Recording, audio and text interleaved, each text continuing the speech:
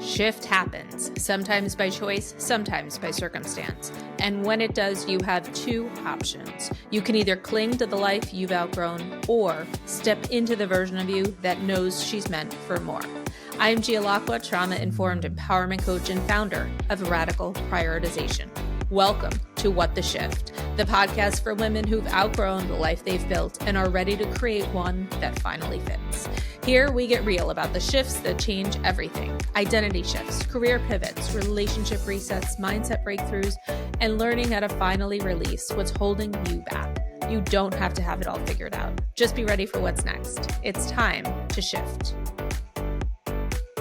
Hey, it's Gia. Quick check-in. Are you thriving or just functioning at a really high level? If your to-do list is never done, if you're the go-to for everyone else but feel invisible in your own life, if you're exhausted from doing all the things but still feel like it's never enough, you might be overfunctioning. Take 2 minutes and find out. Go to my website, gialacqua.com, and on the homepage, you will find the quiz. I created it for high achievers who are doing too much for too many with too little in return. So this is your wake-up call. Stop surviving and start shifting. All right, let's get into it. If you feel like life is shifting, you're in the right place. I'm Gia Lacqua, and this is What the Shift. Today, I am thrilled to introduce you to Dr. Peggy DeLong.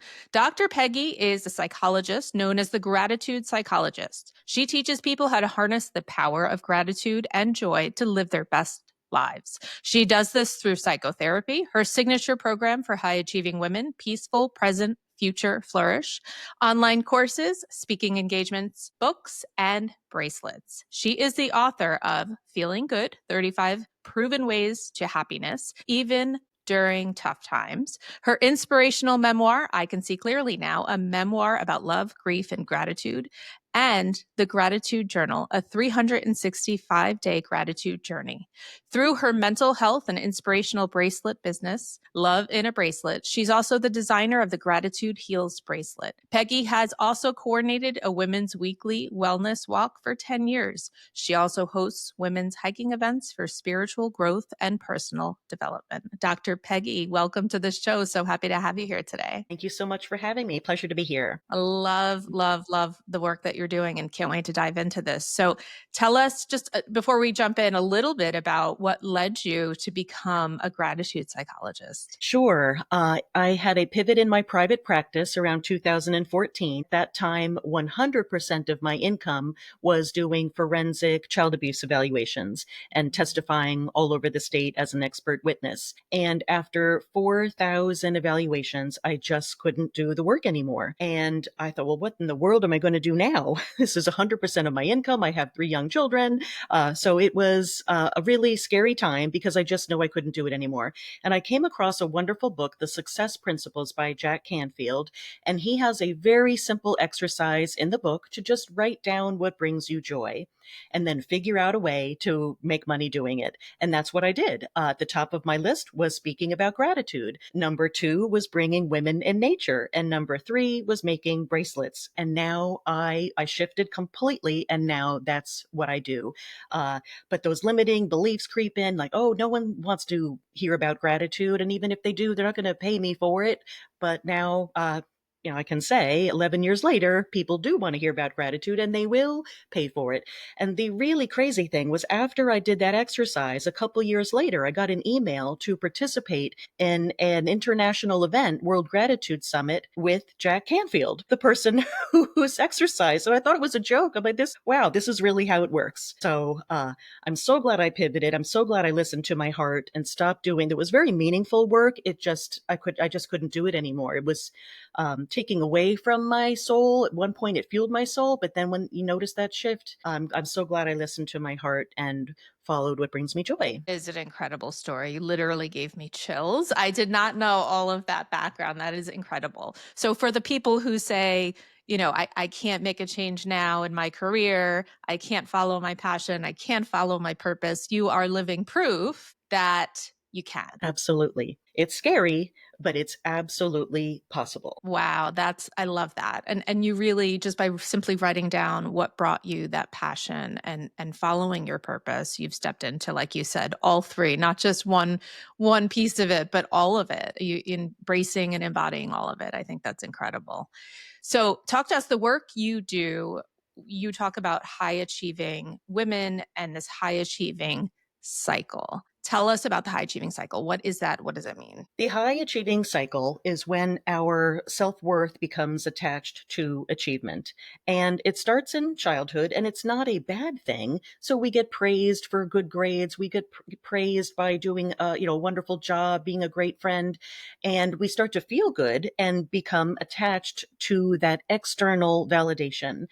And it works as a motivator to a point, but then when it starts to dip, if we're not constantly achieving, that becomes a problem.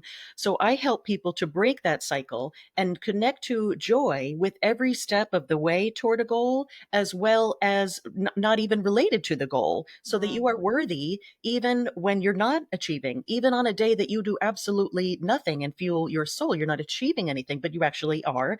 You're achieving by taking care of yourself. So just teaching people to look at achievement a different way so it's not so attached to self-worth. Interesting. So I'm hearing kind of two big pieces to this. One is, and I know it's much more complex than this, but to oversimplify for purposes of the podcast, detangling our worth from our achievement and our accomplishments. And for most of us, that's what we do, right? Becomes our title and our career and our profession.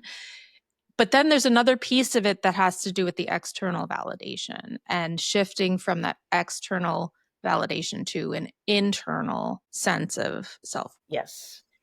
And that is all about self-compassion. And I truly believe that all women would be happier and more satisfied if they worked on developing more self-compassion. We think, as women, so many women are empathic, and that's connected to mental health. But if you're not first fueling yourself, it leads to depletion and burnout. So I like looking at self-compassion and empathy in a different way, starting with the self and then moving on to giving to others, but giving to yourself first, that it's not selfish, it's necessary. To show up as your best self, right? Mm-hmm. Yeah. Yes. I love that.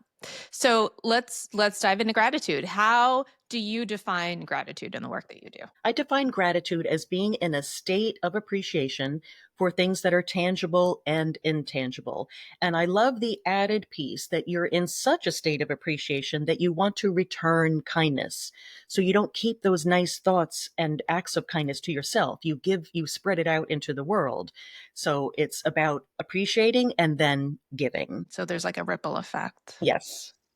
That's beautiful. So you are known as the gratitude psychologist. Take us back to, I know you say you found gratitude in a cup of hazelnut coffee. Tell us about the moment you discovered the power of gratitude for yourself. I was an ungrateful child. I was an ungrateful young adult. I grew up in an area with tremendous privilege and was too busy comparing myself to everybody else and didn't appreciate what I had. And it took tragedy to open my eyes. I was 26 years old and engaged to a wonderful man. And 3 months into our engagement, he was diagnosed with a very aggressive form of cancer and told that he had a 10 to 15% chance of survival. Somehow I put that out of my mind to be there for him the best that I could during those months. And he only survived 7 months past diagnosis. But it was in those last days when the doctors said that there was nothing left that they could do for him and that he was going to die. That's when I discovered the power of gratitude,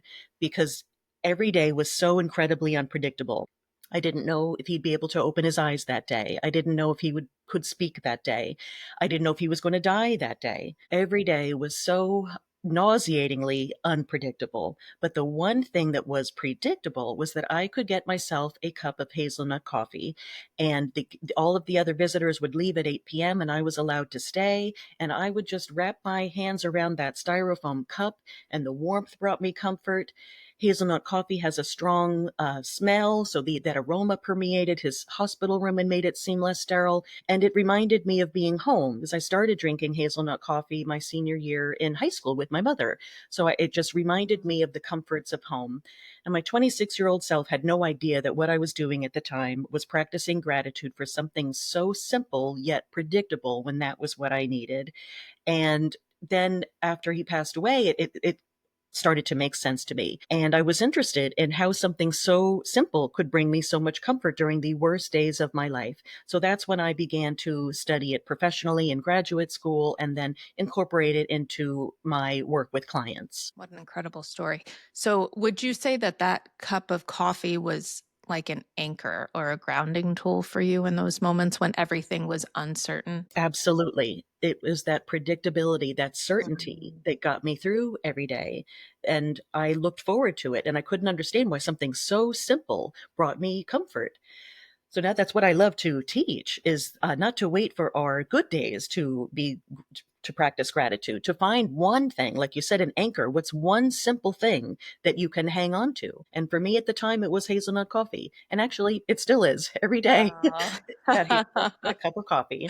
That's amazing. And it's, it's an interesting it's a very interesting point. When we think about high achieving women, a lot of type A personalities, right? A lot of quote unquote control freaks, right? Who like to control the outcome, like to control things. They know it's going to happen, it's predictable, but that's not life. That's not how life works. And so I think it's an interesting shift to thinking about what is predictable in our life and what we can control in our life versus trying to chase control on things that are uncontrollable. Yes, it's really hard when you can't control things, especially when it involves a loved one and death. Mhm. It Yeah. really was so painful, but also one of my biggest life lessons, to then focus on what I can control. Yeah. So, and I also think that's a really important point because most people see gratitude as something that is light and fluffy, right? As a nice to have. But you discovered it in life or death moments, which is very significant.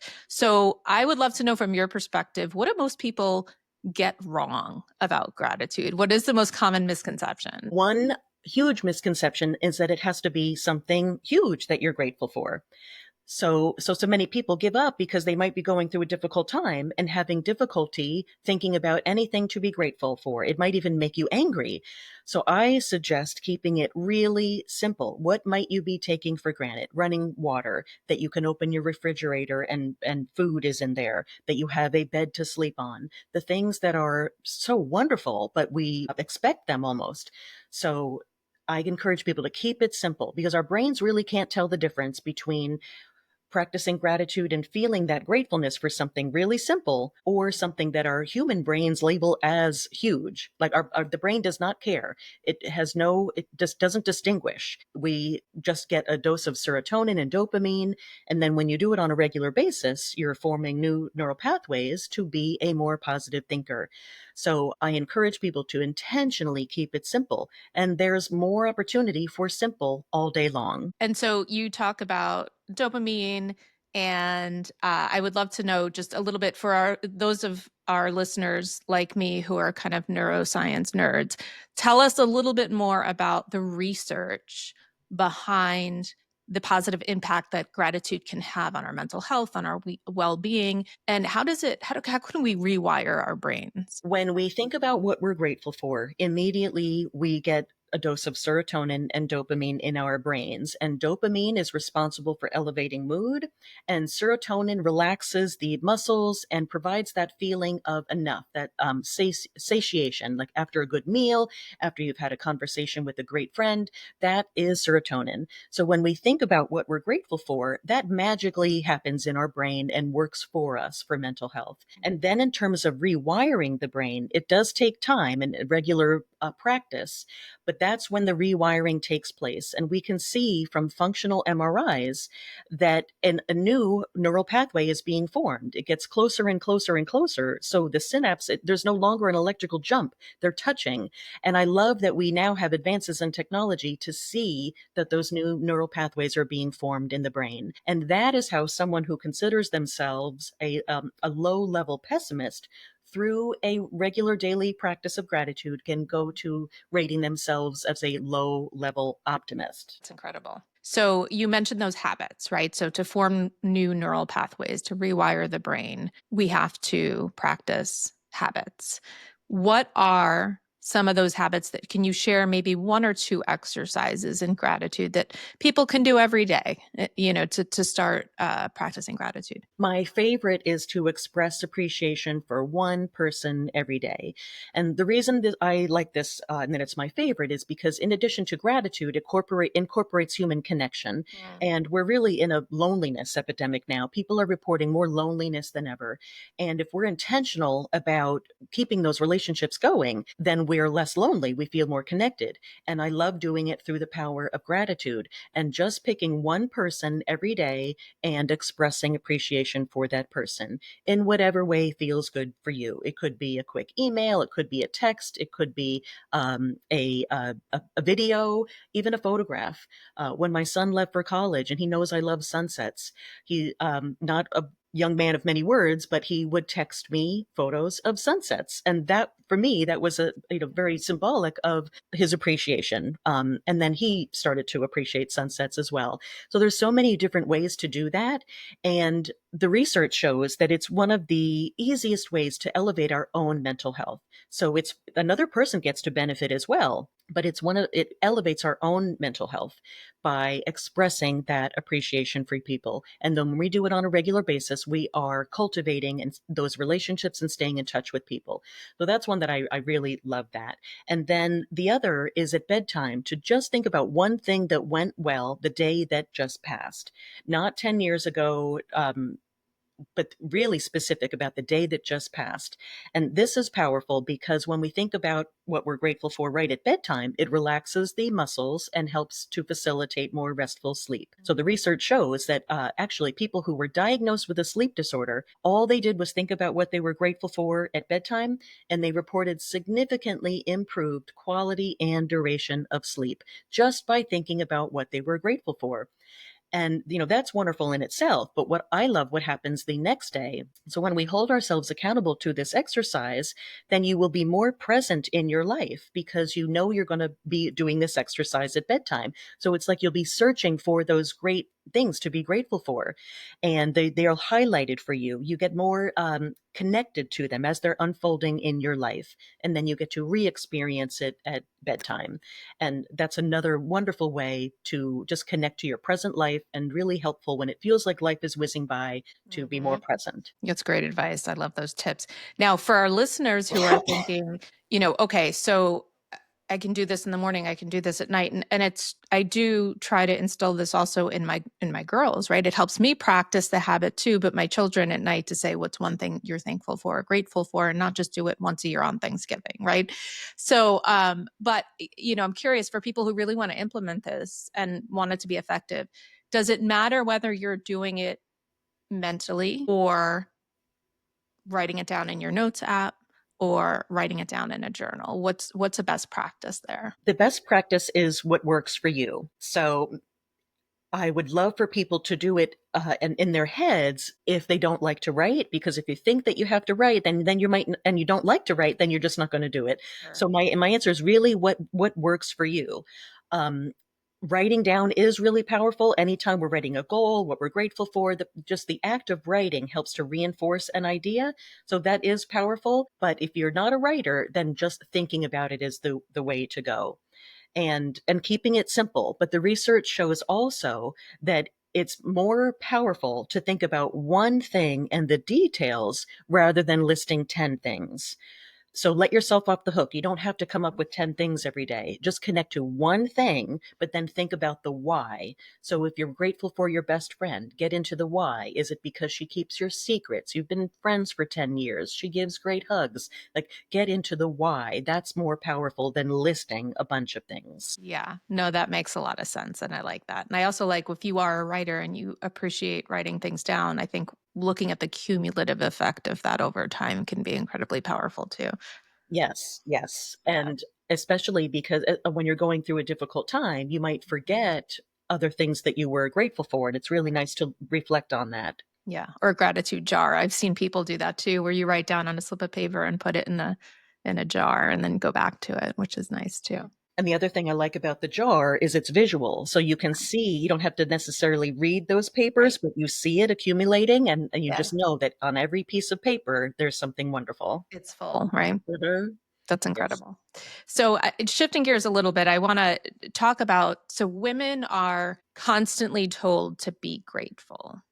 And I know I struggled with this personally for a long time, especially when I shifted out of my corporate role and became an entrepreneur and started my own business. But, we're constantly told to be grateful for the job, for the family, for the life that they have, the things that we've built. But I guess my question for you is, does gratitude mean that we're not allowed to want more? And how do we hold space for both? How do we hold space for deep appreciation and the desire for more? Is that something we can do? I think it's important for women to, or for anybody to view wanting more as being human. There's nothing wrong with wanting more, and you deserve everything that you want in life. So often we're taught that it's selfish or Mm. too busy comparing ourselves to other people. And if we perceive that someone has less, how can we possibly want more when we already might have more?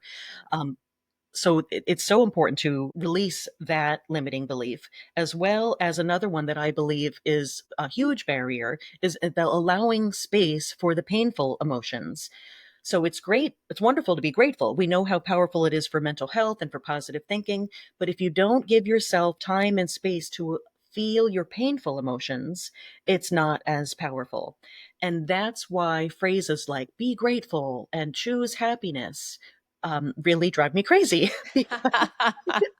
because they don't leave space to be human. Yes. And life is not always positive. And if we are constantly trying to go to the positive, by not allowing ourselves to feel pain, then that's where that toxic positivity can come in, Mm. and uh, and it's just not as effective. We need to feel our painful emotions. So I always like to say that, and I take this from a wonderful psychologist, Edith Eger, who wrote two great books, The Gift and The Choice, and she says we cannot heal what we don't feel. So all methods of positive psychology are wonderful, and gratitude is my favorite, but it's never as effective to the extent, only as effective to the extent that we allow ourselves to feel emotional pain. Thank you for calling that out. I think it's a very real truth that many women feel in this culture of toxic positivity and just be grateful and be happy. And I know I got stuck in that cycle for many, many years. And so I can definitely relate to what you don't feel, you can't heal. And I think it is a great point that we have to hold space for all of those emotions. And I think be able to process them. How would you say that gratitude is related to that? And how is it related to happiness and joy? I believe that our capacity to experience joy and gratitude is directly proportional to our ability to hold space for emotional pain. And unfortunately, when we don't do that, we become emotionally numb. We lose access to joy. I like to look at it as very similar to the analogy of going under general anesthesia for surgery. You don't get to pick and choose what body parts go numb. Everything goes numb. Same thing with our feelings. When we close ourselves off to emotional pain, we are unwittingly closing ourselves off to the fullness of joy. And there's just no other way around it. We become emotionally numb. And the clinical term that I'm hearing used a lot more is anhedonia, lack of access to joy. And that's where I believe that it stems from.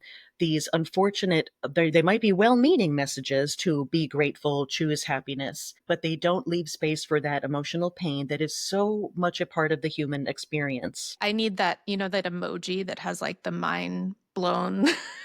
that I need that emoji right now. I think that is such an incredible insight that when we don't hold space for the hard, I don't like to call them bad or negative, right? But the Right. hard emotions, we can't experience the really great ones. Exactly. Yeah. And somehow I intuitively knew that during my time of Yeah. grief.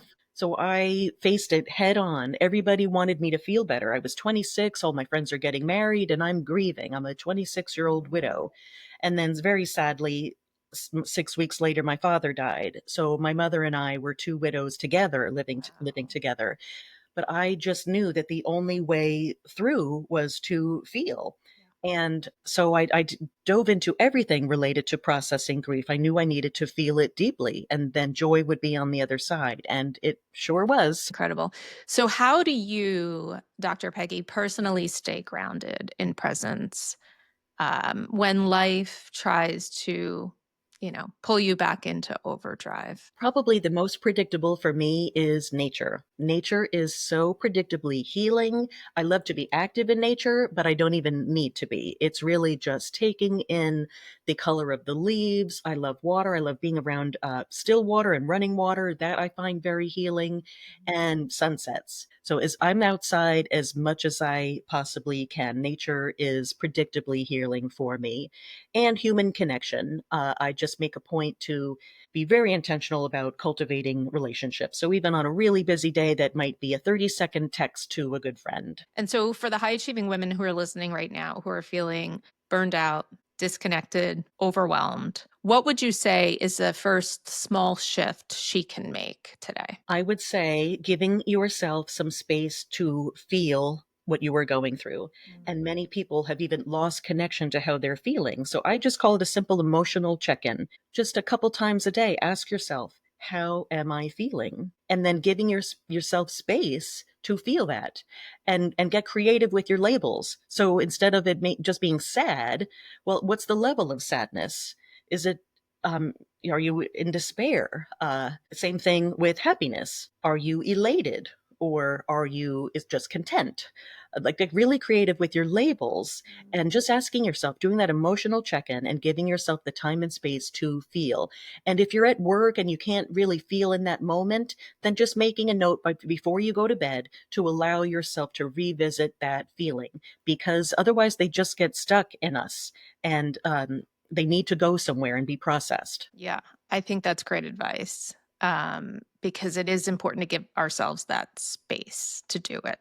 And I think so often we're too busy going, doing, being, proving, achieving, that we don't give ourselves that space. So I think that's incredible advice, to really ask ourselves how we're doing. And the answer is not fine, because 9 times out of 10, when we say fine, we're not fine. Right. And then it's also important to have methods to move through that emotion. So after you've given yourself the time and space, that's where I love the methods of positive psychology. So we don't want to get stuck there. So just being mindful of what works for you. There's something different for everybody. It might be gratitude. It might be another method of positive psychology. What works for you so you're not stuck in that painful emotion? Yeah, absolutely. That makes so much sense. And Dr. Peggy, just before we wrap up, what would you say is the one shift that changed everything for you? It was the moment that I found gratitude in that cup of hazelnut coffee on the absolute worst day of my life. It was life-changing. I never imagined that years later I would be teaching about it, but it really has become my life's work. And where can our listeners learn more about you and purchase a copy of your books? And your bracelets as well. The best way would be on my website, drpeggydelong.com. And I also have a free resource that if people are interested in a gratitude practice, I call it the Grateful Day. So it's 5 daily exercises in gratitude that you can do in less than 5 minutes a day. And that people can find at drpeggydelong.com/thegratefulday. Perfect. I so appreciate the work that you're doing, and want to thank you so much for being here, for sharing your insights, your story, and your expertise. Thank you so much for having me. And thanks everyone for tuning in. Before you go back to being everything for everyone, do one thing for you. Thanks for being here, and we'll see you next week. Now go make shift happen. Take care. All right, shifter, that's a wrap on today's episode of What the Shift. But here's the thing. Awareness is just the first step. The real shift happens when you decide to do something with it. So before you go back to business as usual, ask yourself, what is one thing you are done carrying? What's one shift you're ready to make? And if this episode hit home, don't keep it to yourself. Hit subscribe, leave a review, and send it to a woman who needs to hear this, because we shift together. Remember, you don't have to have it all figured out. You just have to take the next step. And I'll be right here next week, ready to shift with you. This is What the Shift, and we are just getting started.